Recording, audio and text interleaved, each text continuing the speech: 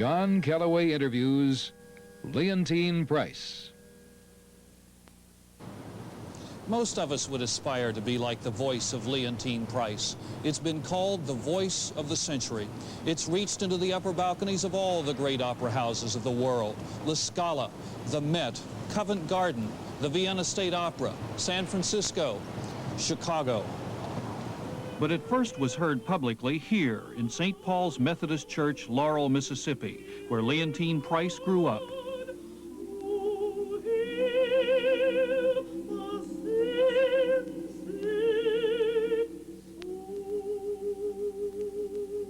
What do you hear in your childhood? There's still the warmth, the love of my mother and father and the community en general of Laurel, Mississippi, which nurtured me, which helped to give me my values, which sustain me today. I'm sure that particular, to quote my dear friend Alex Haley's title, everlasting title, my roots are the things that sustain me even today. My church, my pristine religious belief, which is untouchable. I don't get into all sorts of esoteric discussions about it. I just believe that the gift came from the man upstairs, and I have a duty to perfect it and to use it for positive things. I take on, I don't want to come on like a brown Joan of Arc or black Joan of Arc, but I do, having been earlier in the career, shall we say, singled out for a certain responsibility, which is maybe, I'd like to, all right, let's call me a combination pioneer and barrier breaker. Never had I been so exhilarated in all my life as to realize that was the most important thing that ever happened to me. I still consider it the most fortunate responsibility, because there's never a time that I do not perform, that I do not believe that I have something very positive to say, not just for myself, or not for the luxury of listening to my own sound, but that it really makes a significant meaning in a lot of things, in certain struggles, in certain statements. I think that this is very important even now for me to feel that as an American in foreign areas, in areas of where they say music is the international language. I really think that's true, because I have statements to say about my country, I have statements to say about my people, I have statements to say about art in general. You mean your work makes, my work and your very presence makes this statement, as opposed to, say, rhetoric? I would say my work, yes. That is, shouldn't one express what you have to say the best you can? I think singing is the best way for me. That was not always understood, but that problem even has been taken care of now, because I think that I have convinced everyone that that is really a very important thing. Now, you mentioned your belief. Some people speak of God's plan. Theologians speak of God in history. Yeah. Do you think there was a plan? Do you think that you have a responsibility to accept almost a godly assignment? I don't really care how old-fashioned or homespun this sounds. The answer to that is yes.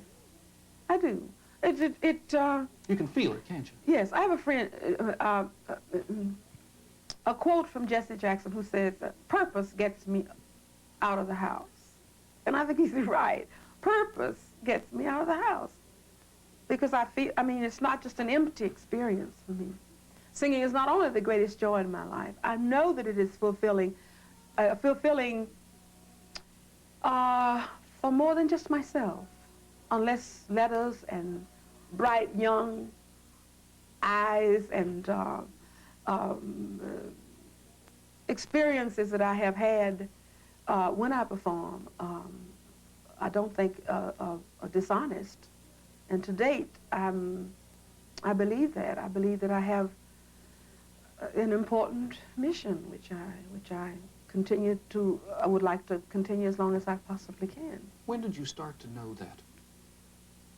I don't remember when I did not. But you didn't, you went off to college thinking you were going to be a music teacher as opposed to, say, an opera star. I know, I still don't, I knew I wanted to do something expressive, very expressive in music. It just turned out that opera was one of the dimensions that made me perhaps more bravura. But Of course, you did end up being a teacher. I mean, that's what this I is. probably will end up being a teacher. I mean, your life is a teaching, isn't it? I think so. In a well, that may sound immodest, but why not? No, I think you have to be factual about it. It is a teaching. The experiences may very much be provocative and of interest to younger people. Yes, at least I've been told by them that it is. Would you recall what it is you think you got from your mother as opposed to what you got from your father? Yes. Mama was a very strong, and still is, because it's evident. Sometimes I think I'm becoming slowly my mother, which is really a superb experience. I couldn't do better than that. Very strong, dramatic, beautiful, wonderful lady. My mama was,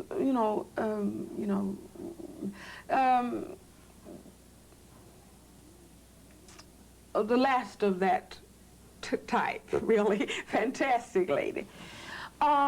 Very feminine also at the same time. She always gets me into the theater, out of the dressing room, to the wings, to the center of the stage. It's my papa who keeps me there for the entire evening.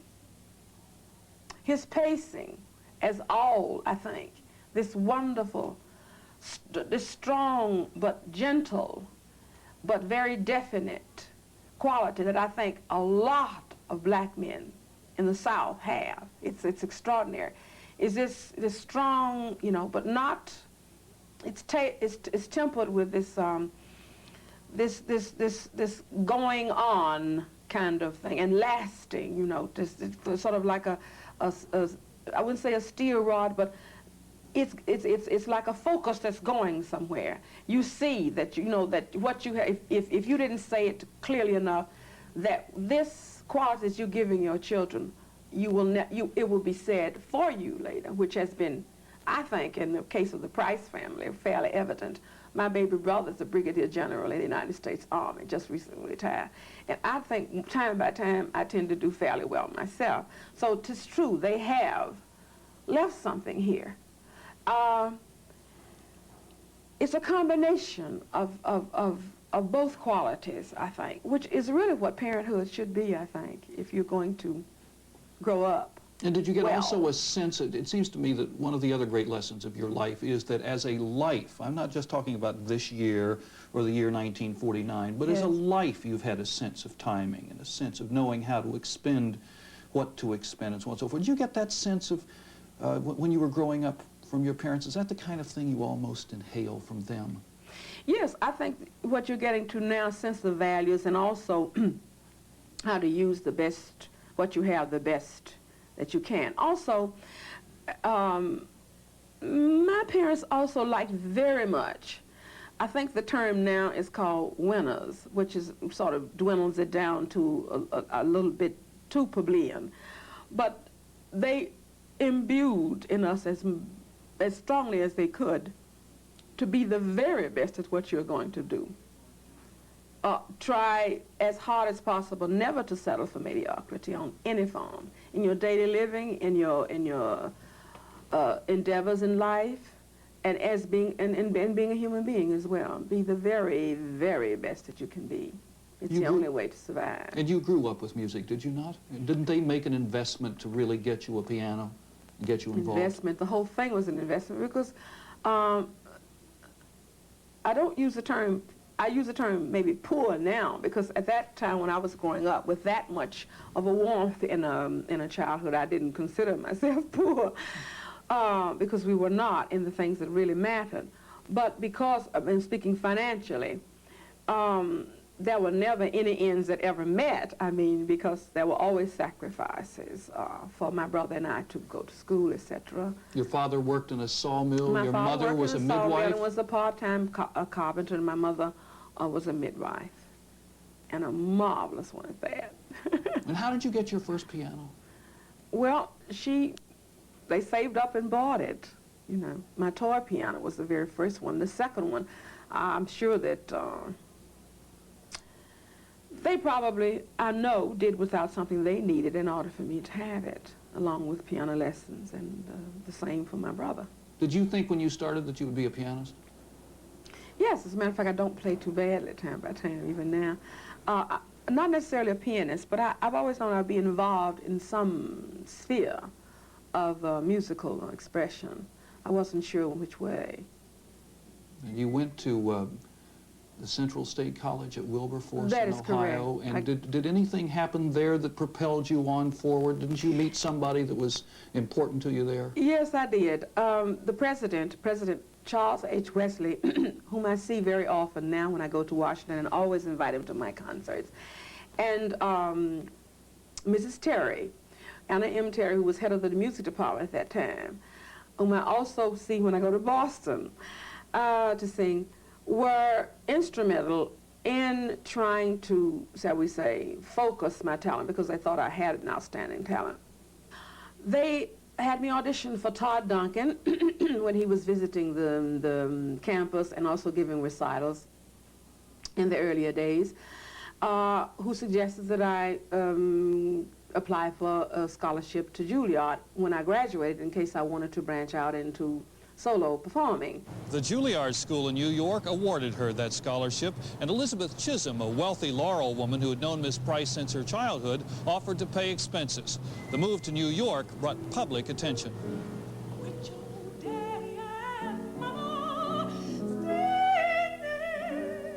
In 1952, Ira Gershwin cast her as Bess in Porgy and Bess, opposite baritone William Warfield, whom she married and later divorced.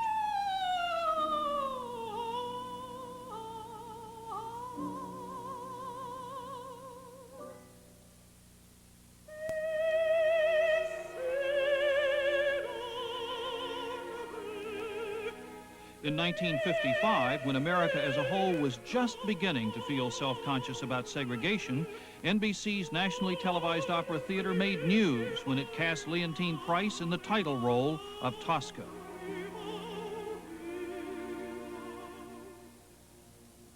Some writers said about you that by the time you got to Juilliard, that you really didn't know that much about opera, that you got the opera bug at Juilliard. Is that accurate? That is true. That is the truth. I didn't know anything about opera except what I heard vaguely, very vaguely, on the broadcasts, on the radio, on right? the radio. Yeah. And I think the first one of those was Tristan und Isolde with not Flagstad, with Traubel, I think, and Melchior, ages ago.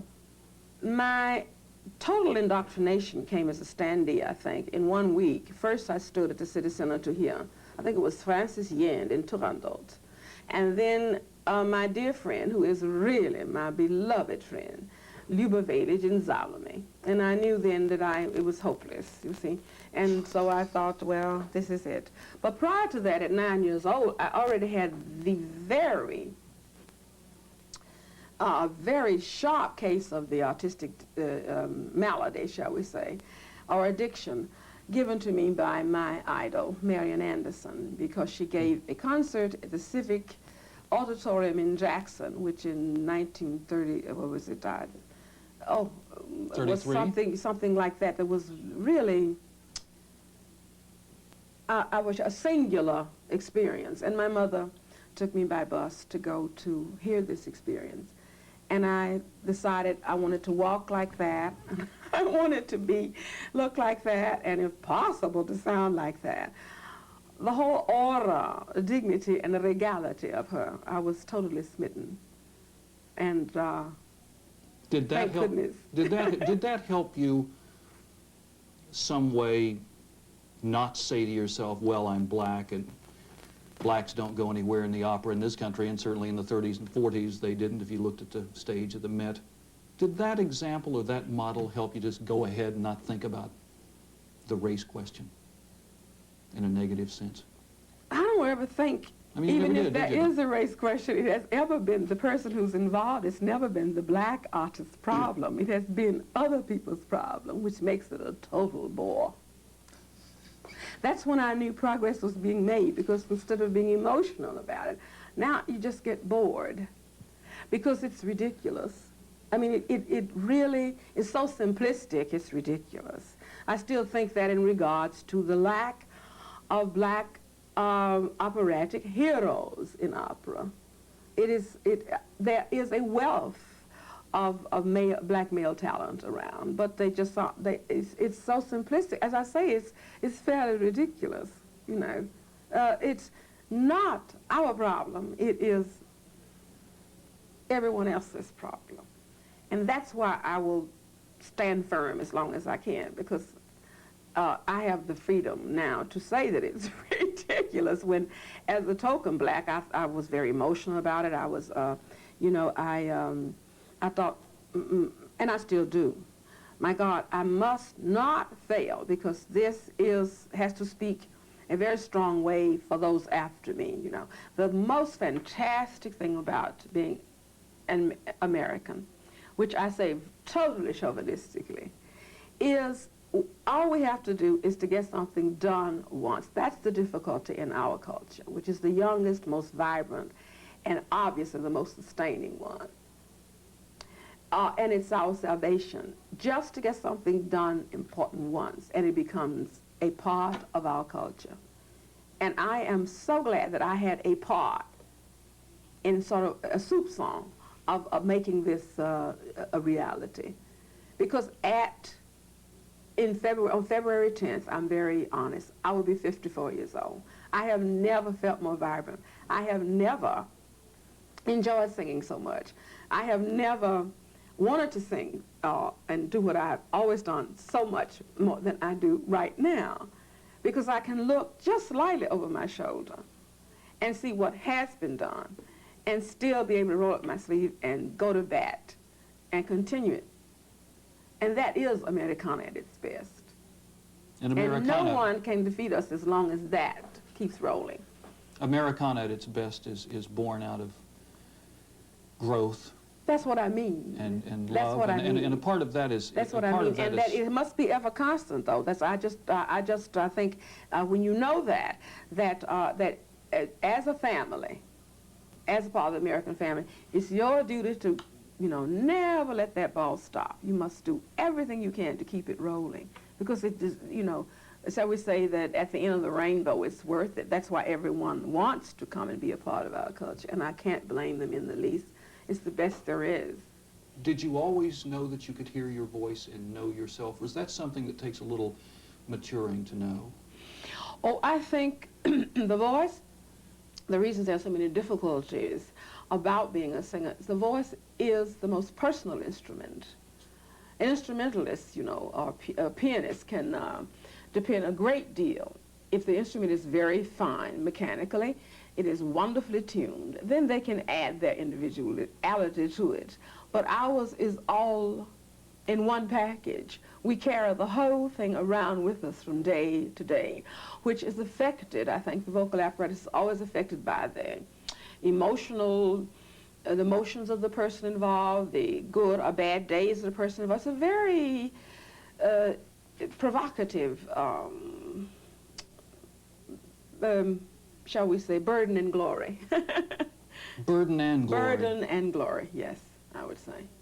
I think Jungian psychology holds that if you have a great gift, it is a burden and a glory. If you don't use it, it can turn back on you and poison you. Does that speak to you at all? That you have to use it? Oh, I think the reason I'm here with you today is I'm probably using it longer than most people thought I would. Oh yes, I think so. It's like the talent, the story of the talent. The talents, you must, if you have a great gift, the omnipotent could have tapped someone else on the shoulder and given it to them. But if he made you the lucky person, and I really do think that to be in any form, a creative art form, an artist of any ilk, you are automatically one of the most fortunate human beings in the world. With this comes the burden and the glory, which I am beginning to try to understand how to express this to young aspiring performers. First is not really the burden. It's a combination of burden and glory, but the sheer joy of making music will keep you ever so, shall we say, young, youthful, challenging, excited. The discipline of performing is something that is very good for building a type of shall we say, attitude of responsibility later in life, for handling many, many problems that are not involved in being an artist. I think it's, the burden is to be able, certainly, to be uncompromising in your seriousness about the challenge of being the best artist that you can possibly be. And it does carry with it many, many, many sacrifices that can be rather overwhelming at times. But then the reward. Do you want young performers, because I want you to speak to young performers here also. Yes, do you want them what to I know hope in I can. advance what those burdens are and what those pains are and the suffering? No, I think that I would not like to accent that so much as I would like to accent the positive qualities, because that will balance out the fact that the burden is the least of the things to worry about, because you'll be able to handle, there can be personal, shall we say, the situation with each individual artist will be different. So you wouldn't be comfortable saying, look, I can't tell them what mine were, because you can't say, I mean, don't I think expect maybe, not to have a marriage and babies, because maybe they can do it all. Indeed, indeed. It wasn't necessarily my, shall we say, method, but it could be handled by certain people. That comes with your own individual personal strength that you bring to everything. But I'd like to accent ever so strongly the fact that the rewards are so overwhelming that first you can be alone but never lonely. That's what really a wonderful, vibrant career can do for you. Alone but never lonely. You can learn to enjoy your own company, which gets to be almost, you know, it's as long as you learn a new piece of music or you're somewhere involved in creating. You are never alone. You're never lonely. It's extraordinary. You can love yourself, not in a narcissistic way, no, but in an artistic way. you can love yourself as a vessel of shall we say, the development of and the expression of a very special type of beauty. Think of it. I think that the artistry is the only thing, especially in today's hectic and most confusing world. We still speak about Leonardo da Vinci, do we not? Yes. We still speak of Amadeus Mozart as if he were here yesterday, not to mention Giuseppe Verdi, Puccini. You are never dead. You are never forgotten. It's a contribution that is ever, ever present. It has no century, it has no era, it has no time. It just has a very poignant and everlasting significance. You didn't mention in the rewards, you didn't use the word money. Apparently that doesn't mean that much to you. No, I guess I do like my present standard of living. I did not always have it, so I tend to understate in everything except my singing. I have the same friends that I began with, because I always have been just a tiny bit, I wouldn't say pessimistic, but just a little careful, because after a while, the seriousness of what you're about is what you really have to go on with, have to sustain yourself with. The outer trappings never really appeal to me very much. I can be both images, depending on my mood, but the basic ones, I think, are the ones that are important. I would like to think that they still are to me, yes.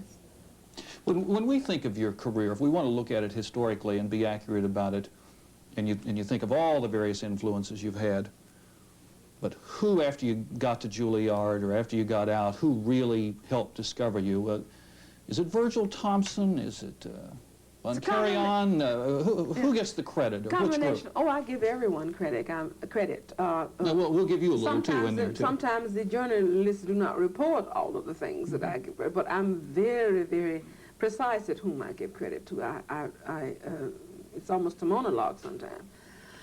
For bridging the gap between a neophyte, that means someone who is not a professional, into the land of professionalism, it has to be divided. I would say beloved Virgil Thompson is responsible.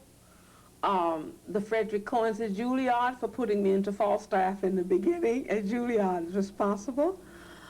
My beloved teacher, Florence Page Kimball, and also Blevins Davis and Robert Breen, who happened to be there and gave me my first equity contract in Porgy and Bess immediately afterwards, which started the whole football game going, really. And William Warfield? Is William Warfield, whom you married, important to you musically? Not at all, except that he's one of the greatest artists in the world.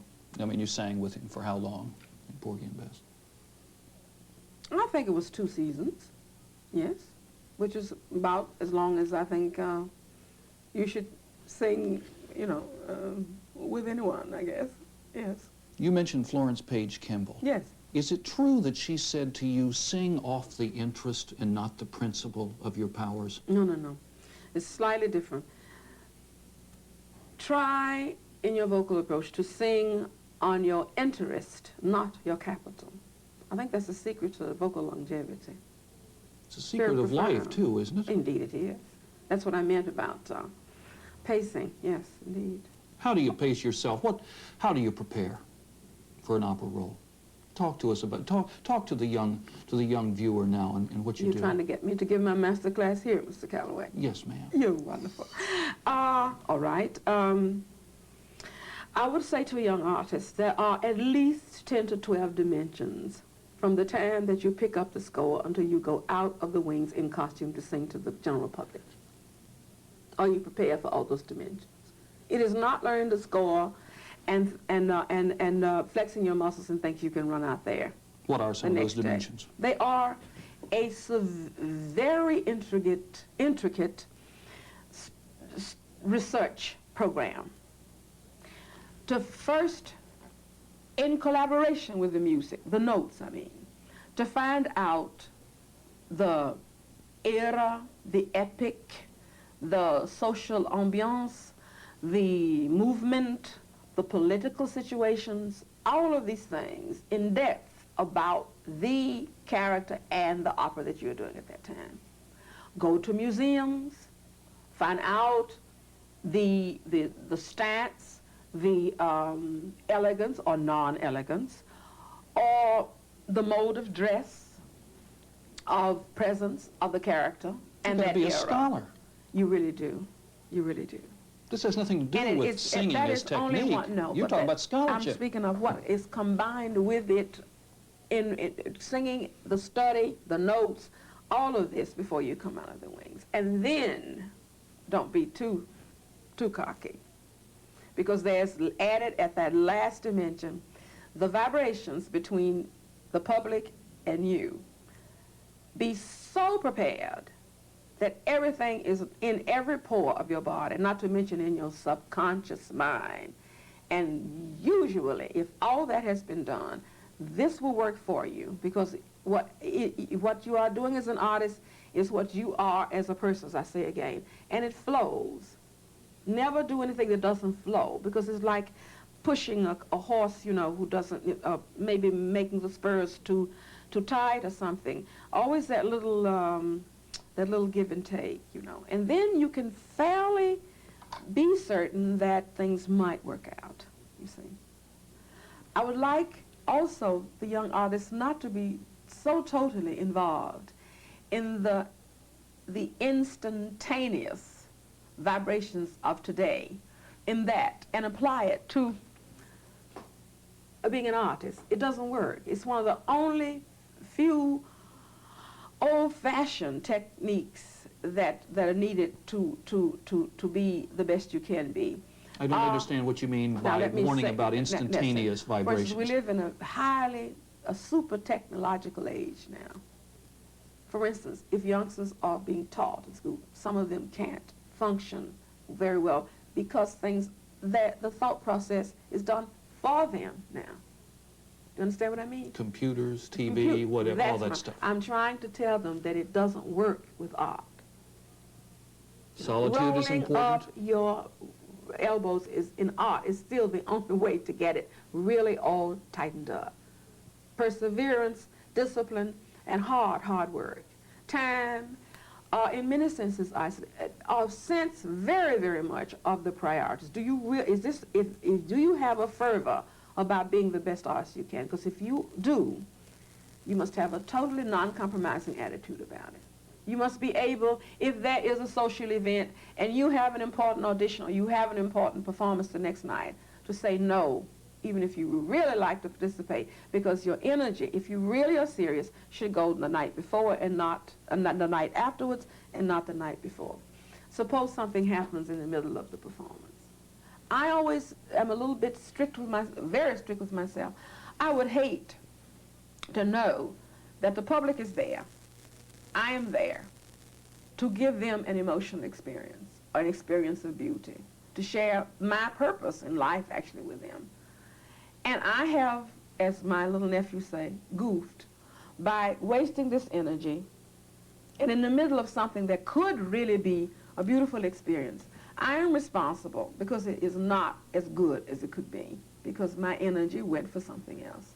That doesn't mean you cannot have an exciting and scintillating life, but you know what to put first, you see. But you know, Ms. Price, as I listen to you discuss this, yes, it sounds magnificently and horribly and wonderfully demanding. yes. It sounds very close, if not precisely, as a religious commitment would be. And I have a quote here from you in 1968 that says, Ooh. I will never be a complete woman. I have professional success instead of a personal life, really. And I'm wondering if you don't have to look that student, that youngster that's watching in the eye and say, hey, look, you might luck out. But by and large, if you want marriage, kids, looking at the leaves on a fall day, probably not. No, I'm not going to tell them that. I still, believing as fervently as I do in individuality, I couldn't. I think it's a personal application to it. That's what it was for me and for several others that are were very serious. Did you know it would be that way when you got married? No, I did not. I expected, you know, I wouldn't say the vine-covered cottage, but my priorities are what I am doing now, and I made my decision, and I would do it again. It may not be the same for another youngster. Sometimes I wonder if you can be a certain kind of artist if you're too happy, you know what I mean? Something must be a little provocative or qualquer cosa, a little sometimes. That's my personal opinion. But I wouldn't say that I don't want to give them. So I would like to always accent on the fun, the real ball of being a performer, because it is an unmitigated ball. When it's going, there's nothing like it. And that's why it is, in my personal case, it would be impossible now, which is why I'm not involved with an interest in being married. I'm married to the purpose that I'm talking. I'm married to the sheer joy of perfecting even more this gift and delivering it where it should be, putting it where it should be. How on earth could one human being really deliver that for me? This extraordinary vibration that comes from 4,000 people, 10,000 people, 20,000 people. It's impossible. It's almost destructive to ask one human being to do that for you. What do you see? That's why I say the burden and the glory. It's impossible. And I'm quite happy because I wouldn't dream of doing that to another individual. The triumphs in Leontyne Price's career are innumerable. In 1961, for example, she made her debut at the Metropolitan Opera in New York City in Verdi's Il Trovatore and received a 42-minute ovation, a record for the house. In the minds of many opera-goers, she practically owns the role of Aida. And there are those who argue that her interpretation of Cho-Cho-san in Puccini's Madame Butterfly is the only one which truly captures the tragic vulnerability of that character. So have there been no thorns in this bed of roses? Only a couple, it turns out, both in the 1960s, when the new star was receiving more invitations to sing than there were dates on her calendar. In the fall of 1961, when she opened the Met season in the title role of Puccini's Fanciulla del West, or Girl of the Golden West, her voice gave out on her midway through the second act. Then in 1966, she was again opening the Met, and this time she was also opening the new Lincoln Center in New York in a new production of a new opera, Samuel Barber's Antony and Cleopatra. The whole musical world was watching. And though Ms. Price's voice was in great form that night, many critics called the production a disaster. Did you have to learn how to say no? Did people start to use you in the sense of offering you roles that maybe really weren't right for you, but they needed a star? Did you have any growing to do in that sense, or suffering to do in that sense in your career? I don't want to be melodramatic, and suffering is a personal thing. So when you get through it, maybe you could use that connotation at a time. I think, by virtue of being there, the artist with that opportunity.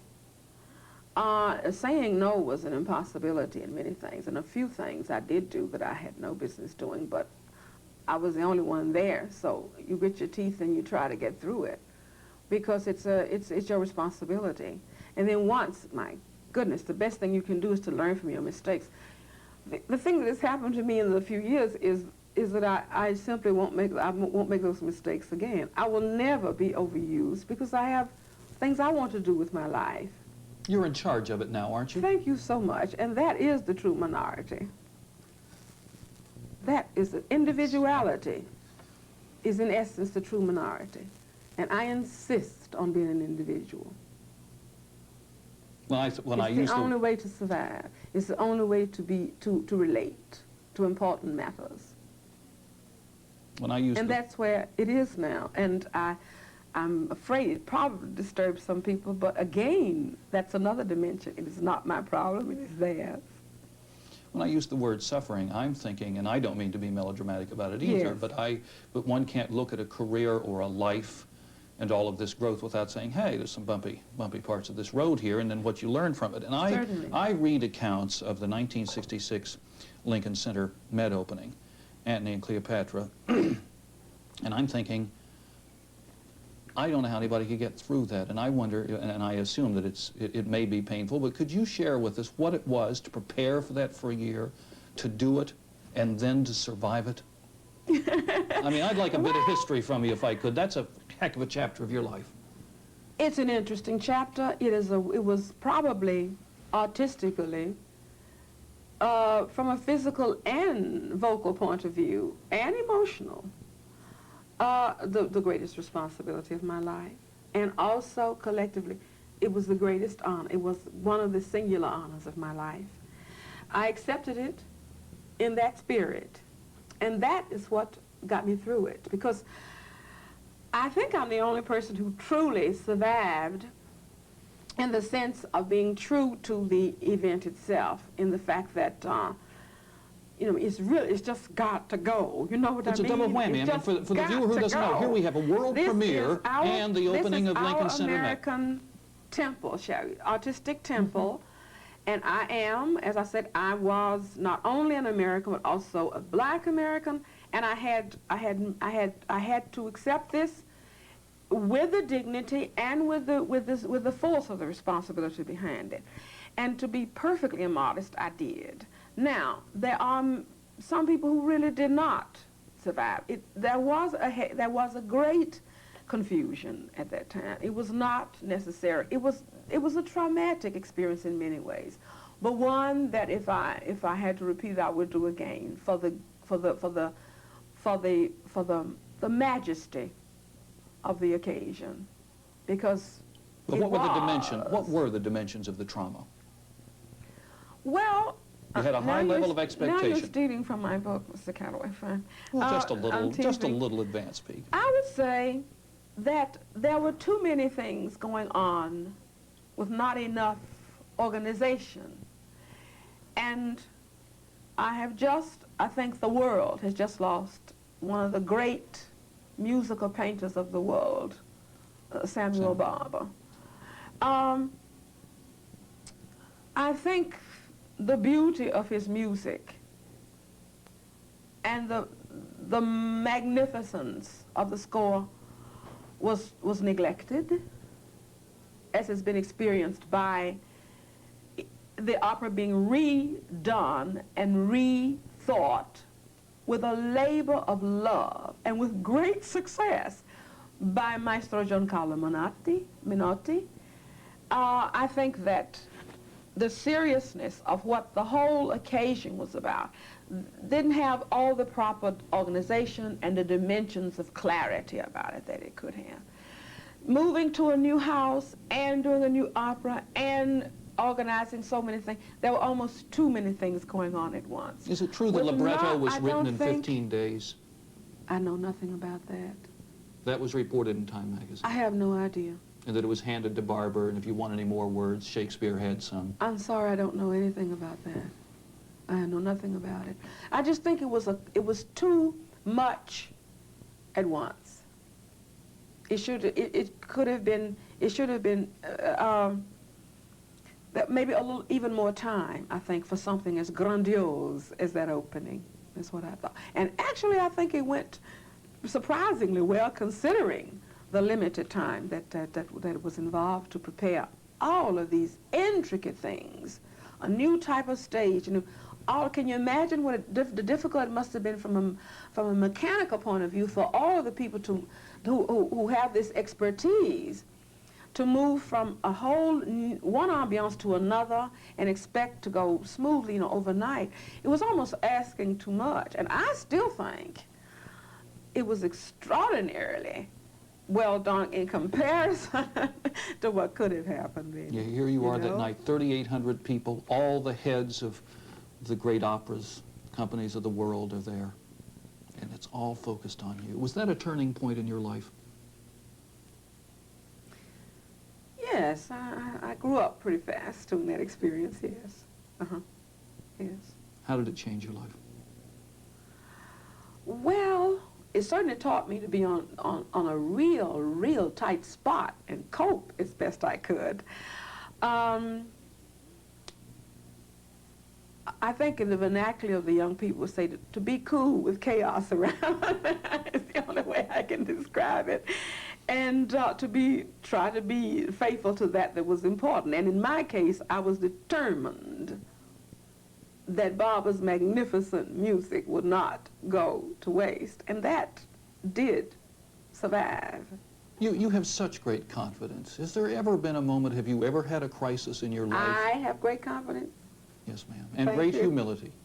But has there ever been a moment in which you said, I don't know about me? Have you ever had a great crisis? Now, you've described the 1966 Met Lincoln Center opening, but any other great crisis of your life?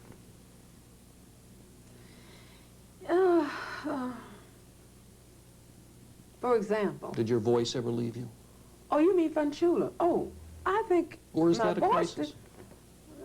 Well, it certainly was to the audience that paid for the performance, my dear.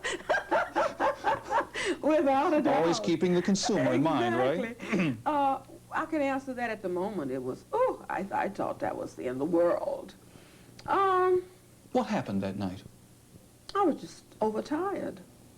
I was just, that's what I mean about the rat race. I mean, I was everywhere for everybody, and I couldn't say no to different things. It was not the role, contrary to opinion, because knowing me and from where my stock, I did the role again in Dallas on the same horse and folded it up and buried it.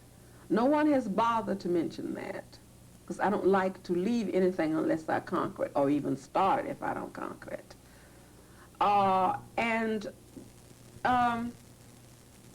At that particular time, I just was overworked.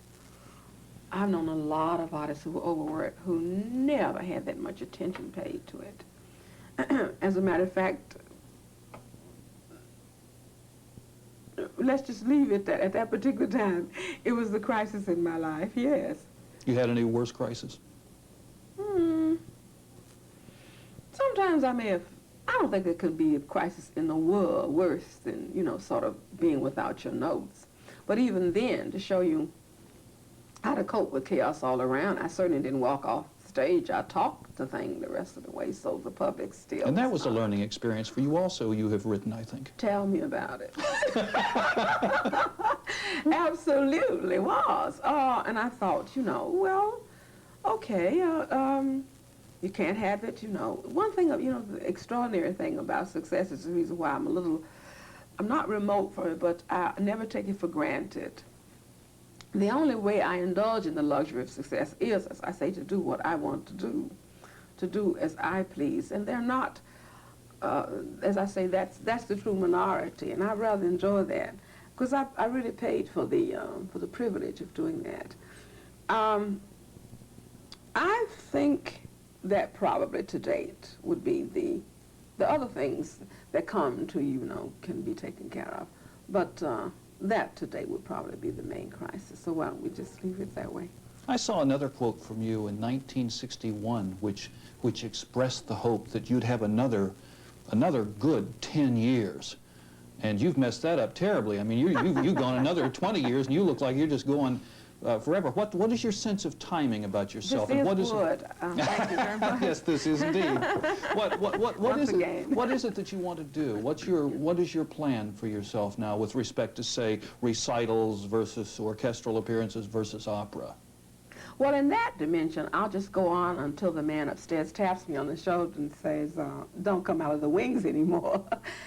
In my personal life, I mean, going into the thing that's very interesting, if you don't mind my asking you, Mr. C, is that a lot of people have an extraordinary preoccupation just because I probably don't lie about my birthday. They will come after a very, I dare say, at the risk of being immodest, successful concert and say, you know, where were you, you know, for the last 1 or 2 years, everyone but me has a fixation, I think, about what I'm going to do, and I've just finished doing it. Do you understand what I mean? Oh yeah, but you know why I bring it up? It is so why exciting. It is so particularly singled out for this. Well, but it's something that I ask all the people that I interview who are past the age of 25, and that is that at the age of 63, make it 35. Look, Graham Greene. Look at the writing Graham Greene is doing. Yes, but why should anyone question it? Look at the list of people. But you know, look at the number of people who quit. I just saw an extraordinary experience.